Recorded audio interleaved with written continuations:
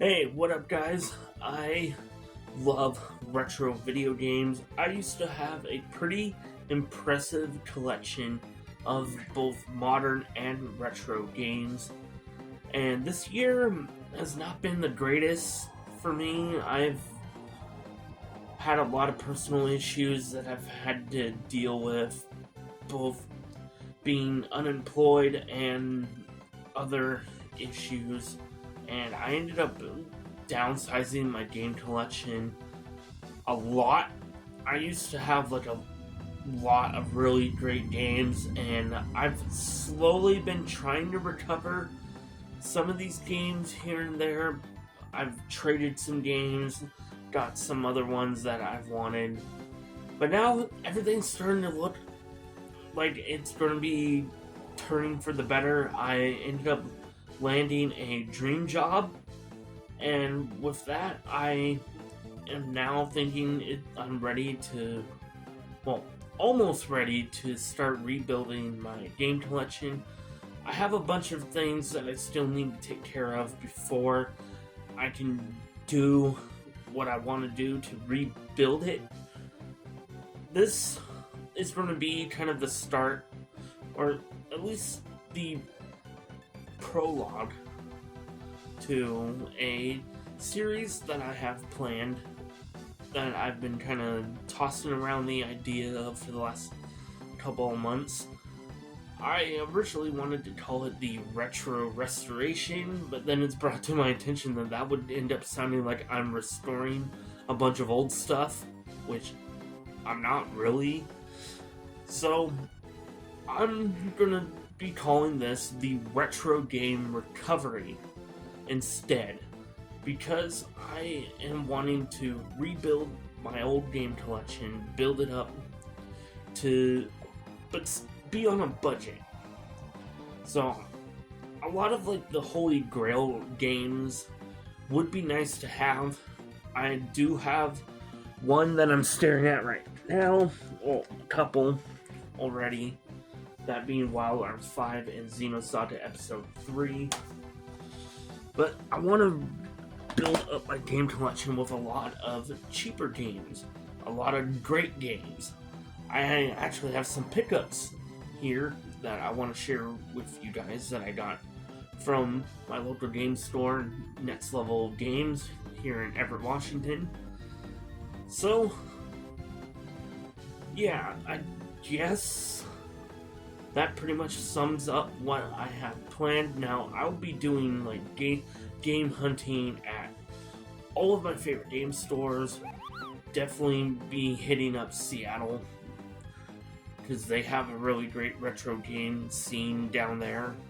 And maybe even potentially, if I am able to do so, I would love to go to like the Portland Retro Gaming Expo.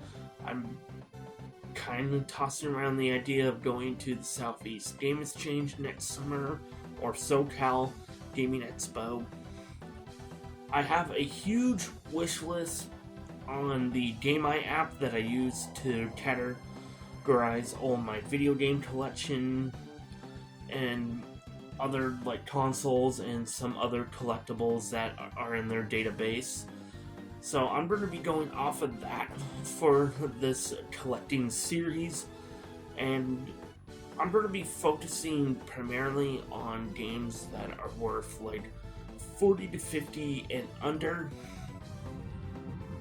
And it doesn't really matter if they have to be CIB or not, if they're like missing the manual or if it's loose, but for a good price, I will consider it. I actually did pick up some loose games. The ones that I got, starting with Splashdown Rides Gone Wild, which, huge shout out to Radbash. He highly recommended me getting into the Splashdown series. I finally found a copy of the original Killzone on the PlayStation 2. I've been looking for this game for a long time, as well as Neo Contra. And I got Metal Gear Solid 2, which I believe this is Metal Gear Solid not Subsistence, that's Metal Gear Solid 3. Metal Gear Solid 2 Substance, which is like the enhanced version of Metal Gear Solid 2 Sons of Liberty on the PS2, or I believe this is just the one that came in that special 3-pack. Please let me know in the comment section down below about that, because I'm not too well versed on that. Now, I will also be picking up games that I've used to have in my collection that I just didn't have anymore. A couple of them here that I did recently get. I actually ended up getting my old copy of Ever Oasis back. I also have my old copy of Dot Hack GU Volume 3 Redemption, which I also want the other 2 volumes for that as well. And then I got back Robotech Battlecry. Now, this is a mech game on the PS2 that may or may not appear in a follow-up to a video I just recently did on mech games for the PS2, because there's a lot more than even I thought.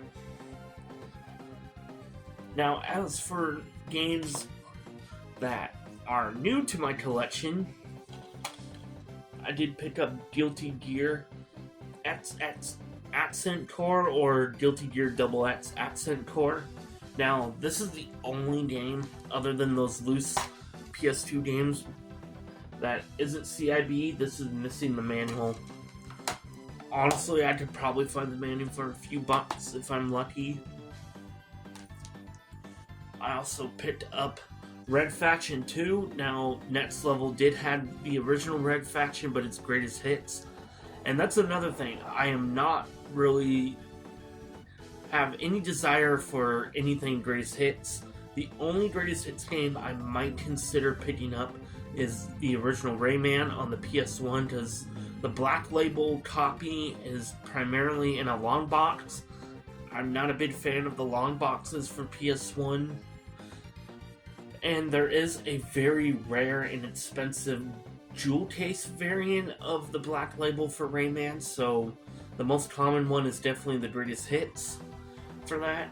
Now, if there's any other games where I can't seem to find a Black Label, or the greatest hits is just way cheaper than a Black Label copy for anything PlayStation, then I might consider that as well. So, I did pick up Red Faction 2 since it is Black Label. I've never played any of the Red Faction games, and I've heard that they are pretty fun on the PlayStation 2, so I am looking forward to that. Now, I used to primarily just want to collect jrpgs.